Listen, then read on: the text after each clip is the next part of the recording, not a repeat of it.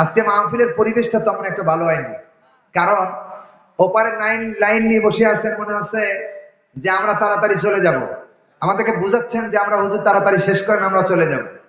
মাঝখানে কিছু এপারে ফাঁকা ওপারে ফাঁকা, মাঝখানে ফাঁকা, ফাঁকা জায়গায় শয়তান উস্কানি দেয়। তিন জায়গায় শয়তান থাকে। কোরআনের মাহফিলে যেখানে ফাঁকা থাকে সেখানে শয়তান উস্কানি দেয়। নামাজের কাতারে যেখানে ফাঁকা থাকে সেখানে নামাজের শয়তান উস্কানি দেয়। 3 নাম্বার, স্বামী স্ত্রী মাঝখানে যদি ফাঁকা থাকে সারা রাত উস্কানি দেয়। খবরদার অতি ঘোষ না। আল্লাহ আমাদেরকে বোঝার তৌফিক দান করবেন, আল্লাহুম্মা আমিন। আমির হামজা চলতেছে, আপনারা প্রাণ খুলে শুনুন এবং বলছি আল্লাহ তাআলা আমাদেরকে সকলকে বোঝার তৌফিক দান করবেন, আল্লাহুম্মা আমিন। আমার সাথে জবান খুলে পড়েন, আউযু বিল্লাহি মিনাশ শাইতানির রাজিম। বিসমিল্লাহির রহমানির রহিম। ওয়াস-সামাআ রাফা'আহা ওয়া ওয়াদা'আল মিজান আল্লা তাতগাউ ফিল মিজান وأقيموا الوزن بالقسط ولا تخسروا الميزان سبحان الله أكبر। নীলফামারীবাসী কান খাড়া করে শোনা লাগবে, আমার আল্লাহ ডাইরেক্ট বলতেছে সূরা রহমান ৫৫ নাম্বার সূরা ২৭ নাম্বার পারা প্রথম নাম্বারের উপর ৭, ৮, ৯ নম্বর আয়াত আমি পড়েছি। আল্লাহ পাক বলেন, হে নবী আপনি গোটা পৃথিবীর মানুষকে কথা জানিয়ে দেন, বলে দেন। রাব্বুল আলামিন ডাক দিয়ে বলেন, আসসামা রাফা'আহা ওয়া ওয়াদা'আল মিজান। রাব্বুল আলামিন ডাক দিয়ে বলেন, নীলফামারীবাসী কান খাড়া করেন। আল্লাহ বলেন, আমি আকাশ একটা নয় দুইটা নয় ৭ আসমান আমি আল্লাহ তৈরি করেছি। আর ৭ আসমান তৈরি করার পরে আমি তৈরি করেছি মানদণ্ড, দাঁড়িপাল্লা। কথা কয় না? আল্লাহ বলেন ৭ আসমানটা আমি আল্লাহ বানিয়েছি, এক একটা আসমানের দূরত্ব ৫০০ কোটি বছরের রাস্তা। সুবহানাল্লাহ বলতে পারেন নাই? এখান থেকে প্রথম আসমানের দূরত্ব ৫০০ কোটি বছরের রাস্তা। রব্বুল আলামিন প্রথম আসমানটা যে কায়দায় বানিয়েছে, ওর চাইতে দ্বিতীয় আসমানটা আল্লাহ ১ গুণ করে বানিয়েছে, ১ গুণ না ২ গুণ না। আল্লাহ পাক বলেন, আমি প্রথম আসমানটা যেভাবে বানিয়েছি, প্রথম আসমান যদি দ্বিতীয় আসমানের মধ্যে ছেড়ে দাও, আল্লাহর কসম করে বলি আটলান্টিক মহাসাগরে যদি একটা মার্বেল ছেড়ে দাও, মার্বেল যেমন খুঁজে পাওয়া সম্ভব না, আমি আল্লাহ বলছি প্রথম আসমান দ্বিতীয় আসমানের মধ্যে ছেড়ে দিলে ১ নয় ২ নয় কিয়ামত পর্যন্ত খুঁজে প্রথম আসমান আর পাওয়া যাবে না। এত বড় আসমান আমি আল্লাহ তৈরি করেছি, একটা নয় দুইটা নয়। প্রথম আর দ্বিতীয় আসমান যদি একত্র করে দাও, একত্র করো, একত্র করে দ্বিতীয় তৃতীয় আসমানের মধ্যে দুইটারে একবারে ফালায়া দাও। রব্বুল আলামিন ডাকতে বলে, নবী আপনি জানিয়ে দেন আমি আল্লাহ বলছি দুটাই হারিয়ে যাবে, তৃতীয় আসমানের মধ্যে খুঁজে পাওয়া যাবে না। এত বড় বড় আসমান আমার আল্লাহ তৈরি করেছে, এক একটা নয় দুইটা নয়। ওয়াস-সামাআ রাফা'আহা ওয়া ওয়াদা'আল মিজান। আল্লাহ বলে একটা নয় দুইটা এরকম ৭টা আসমান আমি আল্লাহ বানিয়েছি। ৬টা যদি একত্র করে ৭টার করে ছেড়ে দাও, ৬টা হারিয়ে যাবে, ৭টার মধ্যে একটা দেখা যাবে। আরো জোরে বলেন। এত বড় আসমান আল্লাহ তৈরি করেছেন। আল্লাহ বলতেছে, বান্দা আর আমি তৈরি করেছি মিজান, যাতে করে কিয়ামতের কঠিন ময়দানে বান্দার নেকি আর বদি ওজন করে দেওয়া যায়। যেটা অন্যায় আর যেটা ভালো, ভালো আর মন্দ দুইটা আমি আল্লাহ সেদিনকে মিজানের পাল্লায় ওজন করব। সুবহানাল্লাহ বলবেন না? আল্লাহ বলেন বান্দারে নেকি বদি ওজন করা হবে ওই হাসরের ময়দানে, যেদিন কেউ কারোর জন্য সাহায্য সহযোগিতা করবে না। এমনকি ওই ময়দানে নেকির পাল্লা যার ভারী হবে সেই সফল কাম, যার অন্যায়ের পাল্লা বদির পাল্লা ভারী হয়ে যাবে সেই বড় বিপদে পড়বে। এত বিপদ হবে তার মা তার সন্তানকে ভুলে যাবে, সন্তান পর্যন্ত ছেলের খবর নিবে না, মা খবর নিবে না। এমনকি একটা নেকি কম পড়ে যাওয়ার কারণে আল্লাহ বলবে বান্দা আজকের কঠিন ময়দানে তুমি জান্নাতে যেতে চাও, একটা নেকি কম পড়েছে, একটা নেকি যদি জোগাড় করে নিয়ে আসতে পারো আমি আল্লাহ বলছি তোরে জান্নাত দেব। বান্দা দৌড়ায় দৌড়ে তার মায়ের কাছে যাবে, মায়ের পা ধরে দাঁড়িয়ে থাকবে, বসে থাকবে। 50,000 বছরের মধ্যে মা একদিনও সন্তানের দিকে তাকাবে না। নীলফামারীবাসী 50,000 বছর চলে যাবে সন্তানের দিকে মা তাকাবে না। 50,000 বছরের দিক পরে তাকিয়ে দেখবে সন্তান মায়ের পা ধরে জড়িয়ে আছে, কাঁদতেছে। ডাক দি বলে মা আমি তো তোমার সেই সন্তান যে সন্তান কাঁদলে তুমি সহ্য করতে পারতেন, আমি সেই আব্দুর রহমান। মা বলবে আমার দুনিয়ার জমিনে কোন সন্তান বলে কেউ ছিল আমি চিনি না, চিনি না। 50,000 বছর পরে মা পরিচয় দিবে না।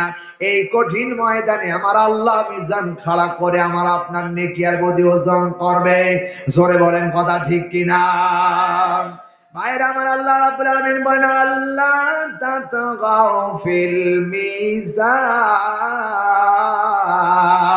কেন যাতে করে কেউ সীমা লঙ্ঘন করতে না পারে। সম্মানিত ভাইরাম মা বোন যারা এখানে এসেছেন, যারা এখানে মা বোন যারা এসেছেন, আমি তোমাদের আদত উদারত আহ্বান জানাতে চাই এই পৃথিবীতে চিরকাল থাকতে পারবে না, আপনার নেকি বদি ওজন করা হবে। কিয়ামতের ময়দানে যদি আপনার নেকির পাল্লাটা ওজন করাতে চান বেশি বেশি করে আলহামদুলিল্লাহ আল্লাহ শুকরিয়া আদায় করা লাগবে। কত কয় না ঠিক না ঠিক? প্রিয় ভাই সাহেব কিয়ামতের ময়দানে যখন আল্লাহ মিজান খাড়া করবেন, আলহামদুলিল্লাহ এই শব্দটি এত বড় দামি শব্দ। নবীজি বলেন কিয়ামতের কঠিন ময়দানে যদি বান্দা নেকি বদি যখন ওজন করবে, যারা আলহামদুলিল্লাহ বলবে একবার আলহামদুলিল্লাহর সওয়াব যদি মিজানের পাল্লায় উঠে দেওয়া হয়, ওই আলহামদুলিল্লাহ মিজানের নেকের পাল্লা ভারী হয়ে যাওয়ার জন্য যথেষ্ট হয়ে যাবে। জোরে বলেন আলহামদুলিল্লাহ। সুতরাং যেখানে যে অবস্থায় আছি ওই অবস্থায় আল্লাহর শুকরিয়া আদায় করা লাগবে। কারা কারা করবেন দুই হাত তুলে আল্লাহরে দেখান। লিল্লাহে তাকবীর, লিল্লাহে তাকবীর। সম্মানিত ভাইরা শুনে রাখেন, সুতরাং আমার এই পৃথিবীতে কেউ চিরদিন বাঁচব না। আল্লাহ পাক বলেন ওয়াকিমুল ওয়াজনা বিল কিসতি ওয়া লা তুকসিরুল মিজান।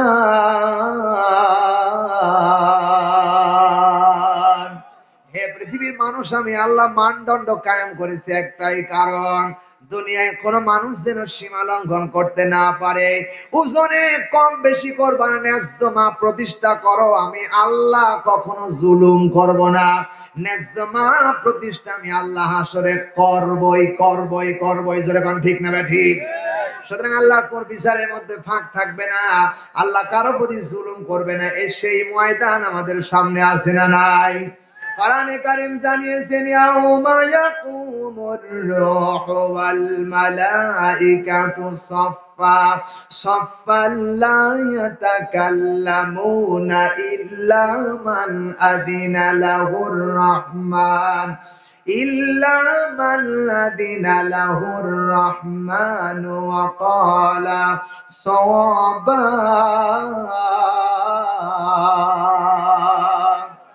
সূরা নাবা ৭৮ নম্বর সূরা ৩০ নম্বর পারা ২ নম্বরের উপর ৩৮ নম্বর ৩৮ নম্বর আয়াত বলছি। আল্লাহ পাক বলেন হে নবী আপনি বলে দেন ইয়াউমা, যেদিন ইয়াউমা ইয়াকুমুর রূহু ওয়াল মালাইকাতু সাফফা, কিয়ামতের কঠিন ময়দানে মানুষগুলো সারিবদ্ধ, ফেরেশতারা সারিবদ্ধভাবে দাঁড়িয়ে যাবে। রব্বুল আলামিন এত বড় বিচার মাঠ কায়েম করবেন। লা ইয়াতাকাল্লামুনা ইল্লা মান আযিনা লাহুর রাহমান। আল্লাহ যাকে অনুমতি দেবে ওই ময়দানে কথা বলবে। আল্লাহ অনুমতি না দিলে কেউ কথা বলতে পারবে না। কথা বলেন ঠিক না ভাই ঠিক? দুনিয়ার জমিনে কোন বিচার আলেম একজন বাদী কথা বললে, বিবাদী কথা বলে, আর আল্লাহ যখন বিচারের মাঠ কায়েম করবেন, আল্লাহর পারমিশন ছাড়া কেউ কথা বলতে পারবে না। আল্লাহ রাব্বুল আলামিন বলেন, শুনে রাখো, যালিকাল ইয়াউমুল হক, অবশ্যই ওই দিনটা আমাদের সামনে আছে না নাই? ওই দিন আসার আগে যেন আল্লাহ আমাদেরকে খাঁটি মুসলমান হয়ে মরে মৃত্যুবরণ করার তৌফিক দান করে, বলে আল্লাহুম্মা আমিন। মেলে একটু প্রশ্ন এসেছে, একটু এসেছে যে আমির হামজা ভাইয়ের কণ্ঠে একটু গজল শুনতে চাই। প্রিয় ভাই সব ভাইয়ের গজল ভাইরাল আছে, বলবো? দাও খোদা দাও আমায় আবার, ওমার দারাস দিল। দাও খোদা দাও আমায় আবার, ওমার দারাস দিল। দাওয়ালির মতো বীর সেনানি জাগাতে নিখিল। দাও খোদা দাও আমায় আবার, ওমার দারাস দিল। দাও খোদা দাও আমায় আবার, ওমার দারাস দিল। জোরে আলহামদুলিল্লাহ। প্রিয় ভাই সব, সুতরাং আমি আপনাদেরকে আমির হামজার কণ্ঠকে শোনাতে চেয়েছিলাম। আপনারা কি বুঝতে পেরেছেন? বুঝতে পেরেছেন? এবার কোনটা শুনেন বলেন? বজলু চাচা, বজলু চাচা, বলি আলহামদুলিল্লাহ। আল্লাহ বলে, ও গোলাম, চিন্তা ফিকির করবা না, কোনো টেনশন করবা না। আমি আল্লাহ এমন আল্লাহ, আমি আল্লাহ এমন স্রষ্টা, আমি আমার আল্লাহ এমন রব। আমার আল্লাহ বলেন, ওয়া কুল্লা শাইইন আহসাইনাহু কিতাবা। আল্লাহ বলে, ও গোলাম, দুনিয়ার জীবনে কতটি কর্ম করছো ও আল্লাহর বান্দা, আমি আল্লাহ তাআলা বলতেছি, আমার ফেরেশতারা সবগুলো ডায়েরি করতেছে। আল্লাহ খুঁটে খুঁটে খুঁটে খুঁটে সব লিপিবদ্ধ করতেছে। এ দুনিয়ার গোলামেরা, আমার আল্লাহ রাব্বুল আলামিন যদি আমার আপনার জীবনটা ডায়েরি করে রে বাবা, কিয়ামতের ময়দানে আমার আপনার সামনে যখন ডায়েরি উপস্থাপন করবেন, আমি আপনি দেখতে পাবো হাজার হাজার পাপ করেছি, এমন পাপ করেছি যে পাপের কোনো সীমা নাই। এই পাপের কথা সেদিন আমার আপনার চেহারার ভিতর থেকে দেখা যাবে। এমনকি আল্লাহ রাব্বুল আলামিন বলতেছে, গোলাম, যেই ময়দানে আমার আল্লাহ তোমাকে তুলবে, ওই ময়দানের ভিতরে এমন অবস্থায় আমার আল্লাহ উঠাবে, যেই ময়দানের ভিতরে কোনো মানুষকে সহযোগিতা করবে না। যেই ময়দানের ভিতরে আমার আল্লাহ থাকবে সবার চাইতে বিচারক। আল্লাহ বলেন, আলাইসাল্লাহু বিআহকামিল হাকিমিন। ও বান্দা, আমি কি সবার চাইতে বড় বিচারক না? আমি আল্লাহ হলাম বিচারক, আমি তোমাদের বিচার করব। দুনিয়ার বিচার হয় টাকার মাধ্যমে রে বাবা, আর আমার আল্লাহর বিচার হবে আমল আর নেকি আর বুদ্ধির মাধ্যমে। কথা কোন ঠিক কিনা? ভাইরা আমার, এই সমাজের বিচার হয় টাকার মাধ্যমে। চুরি করেছে চোর, এবার ধরা পড়ে গেছে। সকাল হওয়ার আগে বাবা চিন্তা করে, আমার ছেলে চুরি করেছে, সকালবেলা যদি বিচার হয় বিচারালয়, আমি বাবার মান সম্মান যাবে। আমাদের দেশের এমন প্রধান আমরা হইছি রে বাবা, এমন বিচারক হইছি রে বাবা, 500 টাকার 2টা কড়কড়ের নোট যদি রাতের বেলা যদি প্রধানের হাতে দেওয়া যায়, সকালবেলা চোর নির্দোষী খালাস পায়। আর যেই লোকটি অপরাধ করে নাই, ওই লোকটি দোষী হয়ে বাড়ি ফিরে যায়। কথা কয় না ঠিক না ঠিক? সুতরাং আল্লাহর বিচার ফলো করো। আল্লাহ বলেন, ইন্না আনজালনা ইলাইকাল কিতাবা বিল হাক্কি লিতাহকুমা বাইনান নাসি বিমা আরাকাল্লাহ। আল্লাহ বলেন, আমি এই কোরআনটা পৃথিবীতে পাঠিয়েছি ন্যায্য বিচার করার জন্য, সঠিক বিচার করার জন্য এই কোরআন নাজিল করেছি। কোরআন দিয়ে যারা বিচার করে না, তারা হলো ডাইরেক্ট কাফের। লাম ইয়াহকুম বিমা আনজালাল্লাহু ফাউলাইকা হুমুল কাফিরুন। আল্লাহ বলে যারা কোরআন দিয়ে বিচার করলো না, আমি আল্লাহ বলছি তারা কাফের, তারা কাফের। আমার আল্লাহ বলতেছেন উলাইকা হুমুল মুনাফিকুন, তারা মুনাফিক। উলাইকা হুমুল ফাসিকুন, তারা ফাসিক। আল্লাহ বলে যারা কোরআন দিয়ে বিচার করে না তারা হলো কাফের, তারা হলো মুনাফিক, তারা হলো ফাসিক। এই কথা আমার না, আমার আল্লাহ। কথা বলেন ঠিক না ঠিক? আল্লাহ বলেন বান্দারে সুতরাং আমি বিচার করব, শুনে রাখো আমার বিচারের মধ্যে কোনো ফাঁক থাকবে না। ইয়ালামুনা মা তাফালুন, তোমরা যা করেছো আমার ফেরেশতারা সব দেখেছি। এমনকি আমি আল্লাহ বলি ওয়া হুয়া মাহুম আই ওয়া হুয়া মাকুম আইনামা কুনতুম, বান্দা তুই যেখানে আমি আল্লাহ সেখানে। অন্য আয়াতের মধ্যে আল্লাহ বলেন ওয়া নাহনু আকরাবু ইলাইহি মিন হাবলিল ওয়ারিদ, আল্লাহ বলে বান্দা তোর ঘাড়ের শাহরগের চাইতেও আমি নিকটে। এই ওয়াজটা যদি কেউ বাড়ি নিয়ে যেতে পারে আমার মনে হয় জীবনে কোনোদিন অন্যায় করতে পারে না। কথা বলেন ঠিক না ঠিক? ওয়া নাহনু আকরাবু ইলাইহি মিন হাবলিল ওয়ারিদ, আমার আল্লাহ আমার ঘাড়ের শাহরগের চাইতেও নিকটে থাকে। আমি যা করতেছি সব আমার আল্লাহ দেখতেছে। কি মেলে? শুরু যখন হয়ে গেছে রে বাবা, এইভাবেই চলতে থাকবে সারা রাত, চলতেই থাকবে। আমার আল্লাহ এটা আমারে নিয়ামত দান করেছে। আর কোনটা বলেন? আব্দুল খালেক, শরীয়তপুর এই এলাকা আসছে নাকি? আলহামদুলিল্লাহ। একটু গলাটা ভাঁজ করতে দেন। গলা না ভাঁজ করা পর্যন্ত আসবে না, গলা একটু ভাঁজ করতে হবে তারপরে আসবেন। একটু তাকবীর দেন, লিল্লাহে তাকবীর, লিল্লাহে তাকবীর। আল কোরআনের আলো, আল হাদিসের আলো, লিল্লাহে তাকবীর। চলুন এবার যাই, আমরা আব্দুল খালেক শরীয়তপুর ওয়াজ শুনবো। প্রিয় ভাই সব, আমরা যেন আমাদের আল্লাহ যেন আমাদেরকে যা শুনতেছি এবং এই ব্যাপারে যেন আল্লাহ যেন আমাদেরকে ঐক্যবদ্ধ হয়ে কাজ করা তৌফিক দান করে। জোরবেন আল্লাহুম্মা আমিন, আর জোরবেন আল্লাহুম্মা আমিন। আমার ভাইরা, আমার বন্ধুগণ, আমার বাজান রে, শুনে রাখো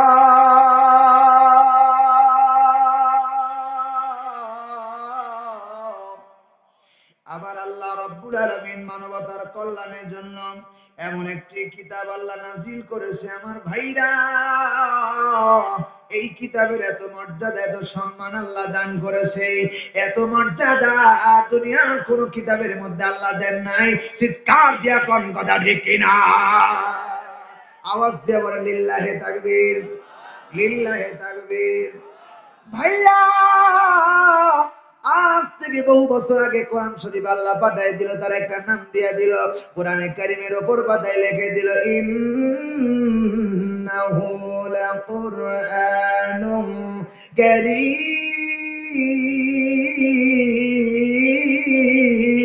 কারীম। আর জোরে জোরে বলুন আল্লাহু আকবার। আমার ভাইরা, আমার বন্ধুগণ, নীলফামারী বাসী কানটা খাড়া করা লাগবে। আল্লাহ ডাক দিয়ে বলেন নবী গো, এই যে 30 পারা কোরআনে কারীম আমি আল্লাহ রাব্বুল আলামিন এমন একটা কিতাব বলে দিলাম। আমি আল্লাহ বলে ইন্নাহু লাকুরআনুন কারীম, এটা এত বড় সম্মান আর মর্যাদা দিলাম, এত মর্যাদার সম্মান আমি অন্য কিতাবের মধ্যে কোন কিতাবকে দেই নাই। চিৎকার দিয়ে বলেন না সুবহানাল্লাহ। ভাইরা, এই কিতাবের কি দাম, এই কিতাবের কি মর্যাদা আল্লাহ রাব্বুল আলামিন বললেন।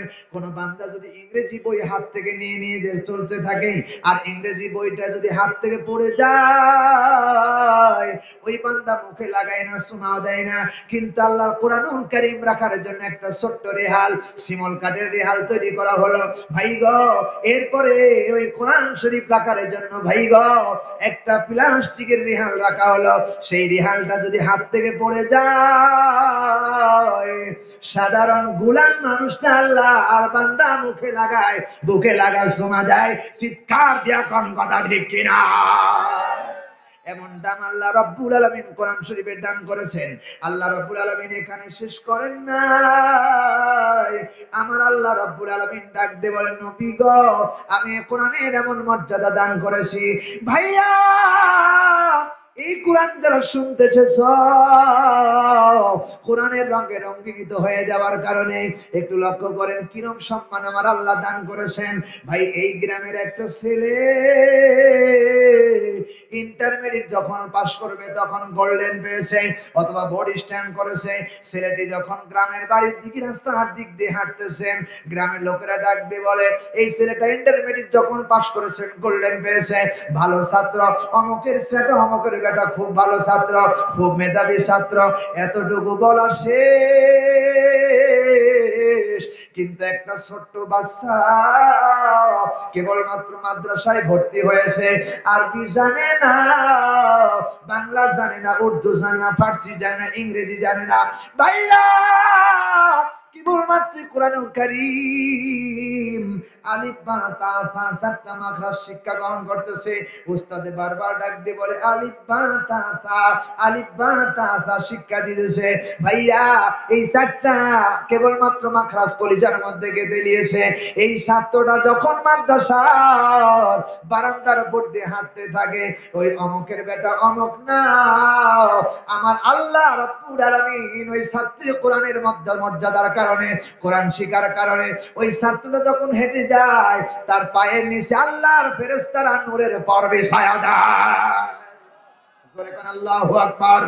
ও বন্ধু, এত মর্যাদা আমার কোরআন শরীফের ভিতরে আল্লাহ দিয়েছেন।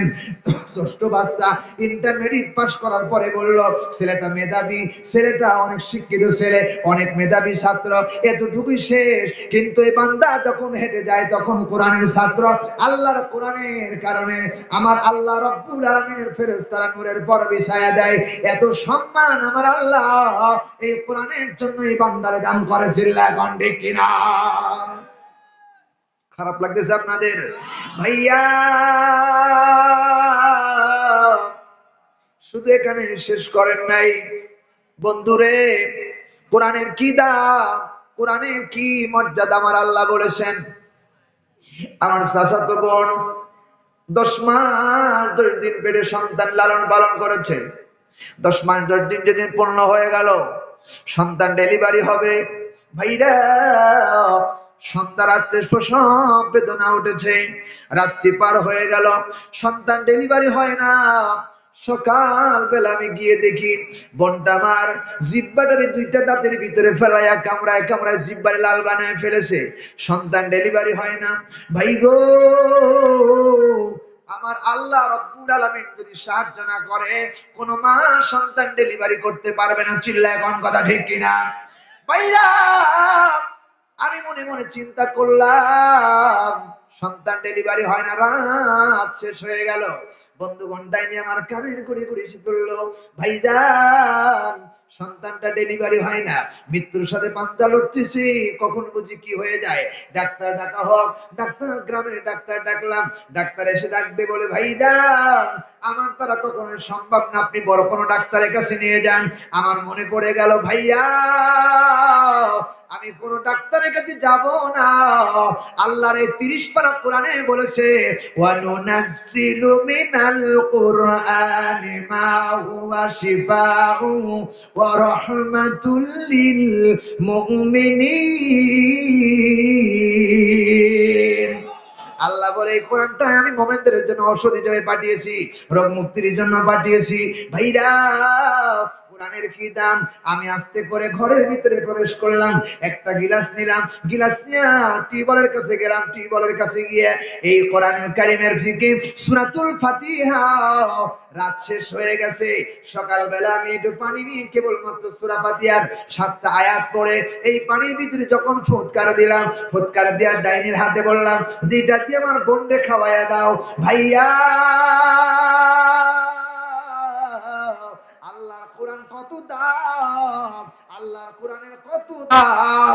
গিলাস তারে পানি পান করার পরে 30 সেকেন্ডের মধ্যে সন্তান ডেলিভারি হয়ে গেছে। এটার নাম হলো কোরআনের ঔষধ। ভাইজান, এই কোরআনের দাম আছে না? যায়। ভাইরা রে, এই কোরআনের কারণে মিজানুর রহমান আজহারীর দাম বেড়ে গেল, এই কোরআনের কারণে আমির হামজার দাম বেড়ে গেল, এই কোরআন শিক্ষা করার কারণে আমি শাহাদত হোসেন বাড়িকে আপনারা দাওয়াত দিয়ে নিয়ে এসেছেন। যদি কোরআন জানতাম না, আমারে কেউ এখানে দাওয়াত দিত না। সুতরাং কোরআনের রঙে যারাই রঙ্গিত তারাই হবে সম্মানিত। ভাইজান, সেজন্য আল্লাহ রাব্বুল আলামিন বলেছেন, ইন্নাহু লাকুরআনুন কারীম,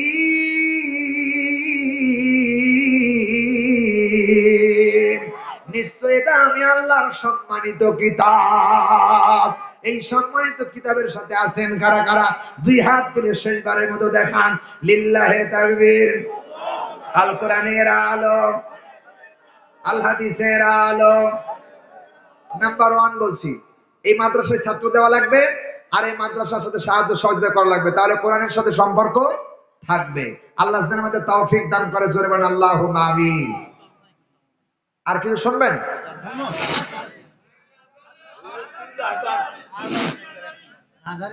ভাইজান বলছে সরমনা পীর সাহেব, হ্যাঁ শুনবেন আপনারা?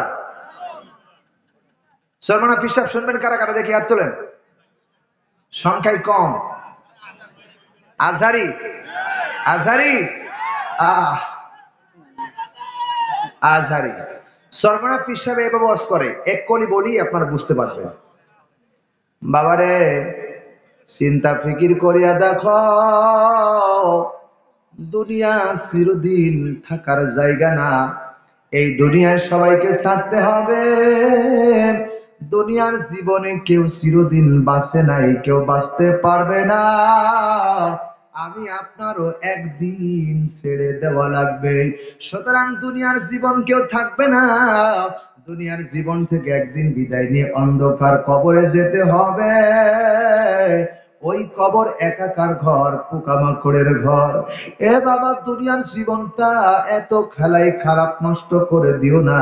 কবর জগতের জন্য পথে সঞ্চয় করো, আর ওই কবরের ভিতরে আল্লাহর বন্ধু হিসাবে আল্লাহর জান্নাতি হয়ে থাকো। জোরে বলেন আল্লাহুম্মা আমিন। মিজানুর রহমান আজহারী কারা কারা শুনবেন না তোলেন? সবাই শুনবেন? কত করতেছেন আপনারা? কত করতেছেন? মিজানুর রহমান আজহারী এদেশের একটা গর্ব, শুধু এদেশ নয়, গোটা বিশ্বের, অল বিশ্বের জন্য একটা নিয়ামত। চিল্লা বলেন ঠিক কিনা? মিজান যেখানে আছে সেখানে আছি আমরা, চিল্লা গান ঠিক কিনা? মিজান নাই যেখানে সেখানে নাই আমরা। মিজান এমন মানুষ, আল্লাহ মিজানকে আল্লাহ বানিয়েছে, চেহারাও যেমন সুন্দর, বলার ভাষাও তেমন সুন্দর, যোগ্যতাও তেমন সুন্দর। চিল্লা গান ঠিক কিনা? এই মিজান এমন কথা যখন বলতে থাকেন, আমার মনে হয় বাংলার সাইদির পরে আর এত মানুষ এই ময়দানে কেউ হাজির করতে পারে নাই। মিজান এসেছে যেখানে লক্ষ লক্ষ মানুষ আছে সেখানে। সুবহানাল্লাহ বলে। আল্লাহ রাব্বুল আলামিন ডাকতে বলেন, ইয়া আইয়ুহাল্লাযীনা আমানুত্তাকুল্লাহা ওয়াল তানজুরু নাফসুম মা কদ্দামাত লিগাদ ওয়াত্তাকুল্লাহ ইন্নাল্লাহা খাবীরুম বিমা তা'মালুন। ও গোলাম, আল্লাহ বলে, ইয়া আইয়ুহাল্লাযীনা আমানুত্তাকুল্লাহ, ও গোলামের বাচ্চা গোলাম, আল্লাহরে ভয় করো। আর আগামী কাল কি পাঠাচ্ছে এই ব্যাপারে চিন্তা ফিকির করছিল এখন, ঠিক না? কবর জগতে কি জবাব দিবা সেই ব্যাপারে চিন্তা ফিকির করো। কারণ কবর জগৎ বড় কঠিন জগৎ। ওই কবরের জগৎ এত বড় কঠিন জগৎ, দুনিয়ায় সাহায্য পাওয়া যায়, কবরের ভিতরে কোনো সাহায্যকারী নাই। আমার ভাইরা, ওই কবরে যখন বিশ্বনবী সাল্লাল্লাহু আলাইহি ওয়াসাল্লাম যখন কবর সম্পর্কে আলোচনা করতেন, মা ফাতেমা বসে আছেন, ফাতেমাকে ডাক দিয়ে বলছে, ফাতেমা, কবর এমন জায়গা। ফাতেমা বললেন, ও নবী, সবচেয়ে বড় কঠিন জায়গা কোনটা? আল্লাহর নবী বলেন, আখিরাতের সবচেয়ে বড় কঠিন জায়গা হলো কবর। ফাতেমা বলেন, ইয়া রাসূলুল্লাহ, কবরটা কেমন হবে? নবীজি বলেন, ফাতেমা, কোন বেঈমান যখন কবরের ভিতরে যাবে, আল্লাহর নবী হাতের ভিতরে কম করে হাত আঙ্গুলটারে ঘুষায় দিয়েছে আর ডাক দিয়ে বলে, ফাতিমা, যদি কোনো বেঈমান কবরে যায়, কবরের ডান পাশের মাটি বাম পাশে, বাম পাশের মাটি ডান পাশে চলে যাবে। এত বড় চাপ দিবে তার হাড্ডি উড্ডি সব ভেঙে টুকরা টুকরা হয়ে যাবে। আবার ওই কবরের ভিতরে সবগুলো আবার জড়ো করে সুন্দর করা হবে, আবার চাপ দেবে, আবার ভেঙে টুকরা টুকরা হয়ে যাবে। ফাতেমাও কাঁদতেছে, আমার নবীও কান্দে, ফাতেমাও কান্দে। ওই কবরের ভয়ে হযরত উসমান কাঁদতে কাঁদতে তার দাড়িগুলো ভিজে গেল, জামাগুলো ভিজে গেল। চিল্লাগান ঠিক কিনা? কবরের পাশে উসমান যেতেছেন আর চোখের পানি ফেলায় কাঁদতেছেন। নবীর সাহাবীরা জিজ্ঞেস করে, ওসমান, তুমি কবর দেখে কেন এত কান্না করো, কারণটা কি? ওসমান বলে, নবীর সাহাবীরা, বিশ্বনবী সাল্লাল্লাহু আলাইহি ওয়াসাল্লাম যখন মসজিদে নববীর ভিতরে আমার কাছে দোয়া, বিশ্বনবী যখন মসজিদে নববীর ভিতরে আমার আপনার সামনে যখন কোরআনের বয়ান দেয়, জাহান্নামের কথা বলে, আমি ওসমানের কলিজা ঘামে না, কিন্তু কবরের পাশে গেলেই আমার যেন কে যেন ভয় ধরিয়ে দেয়, কে যেন ভয় দিয়ে দেয়। কেন কান্দো? বলে, কবরের দিকে তাকাই আর মসজিদে নববীর দিকে তাকাই। মসজিদে নববীর ভিতরে যখন রাসূল জাহান্নামের কথা বলে, জাহান্নাম বড় কঠিন জায়গা, যেই জাহান্নামের ভিতরে আমার আল্লাহ বান্দারে পুড়াইয়া ছারখার করবে।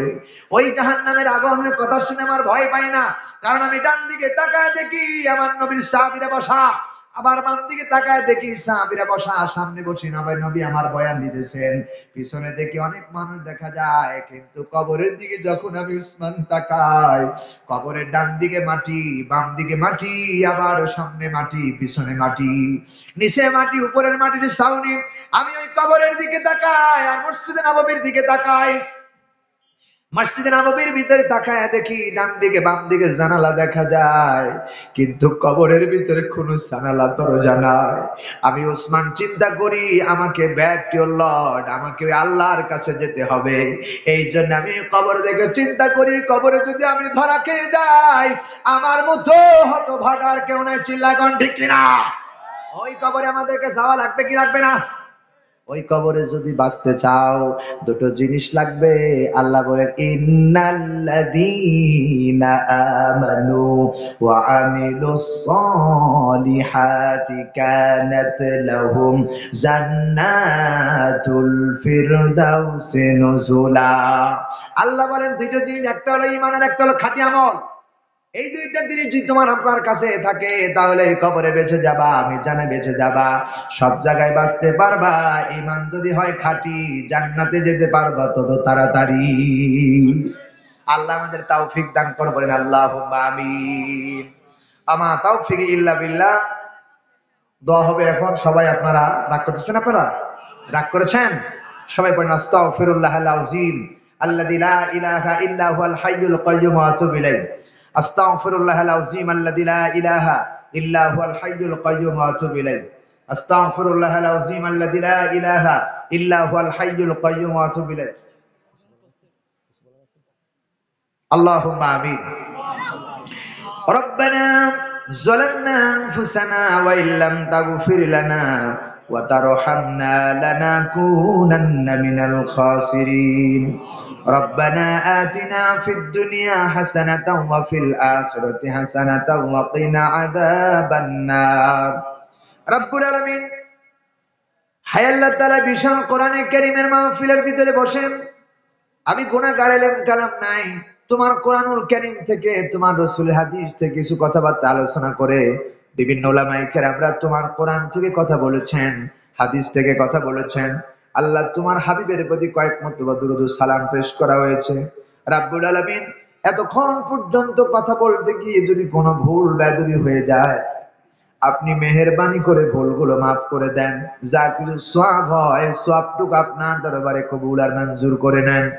হাদিয়াটুকু যা হয়, রাসূল পাক সাল্লাল্লাহু আলাইহি ওয়াসাল্লামের রওজা মুবারকে পৌঁছায় দাও।